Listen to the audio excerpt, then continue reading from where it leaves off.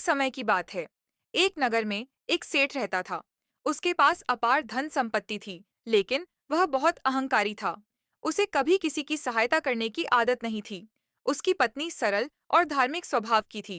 वह माता लक्ष्मी में गहरी श्रद्धा रखती थी और हर शुक्रवार व्रत करना चाहती थी, लेकिन सेठ उसे मना करता था। एक दिन उस नगर में भयंकर अकाल पड़ा। गरीब लोग भूख से परेशान हो गए।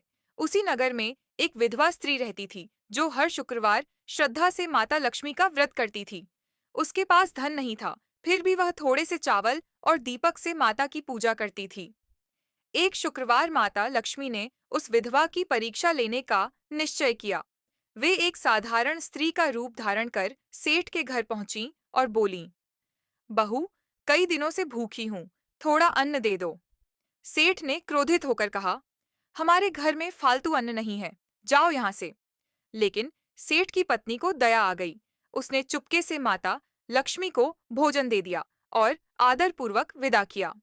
माता लक्ष्मी उसकी करुणा और श्रद्धा से अत्यंत प्रसन्न हुई। उसी रात माता लक्ष्मी ने स्वप्न में सेठ को दर्शन दिए और कहा, तुम्हारे अहंकार के कारण मैं तुम्हारा घर छोड़ रही हूँ, लेकिन तुम्हारी पत्नी की भक्ति के कारण मैं उसे कभी कष्ट नहीं दूंगी। अगले ही दिन सेठ का व्यापार नष्ट होने लगा। धन धीरे धीरे समाप्त हो गया। तब सेठ को अपनी गलती का एहसास हुआ। उसने अपनी पत्नी से क्षमा मांगी और शुक्रवार व्रत रखने का संकल्प लिया।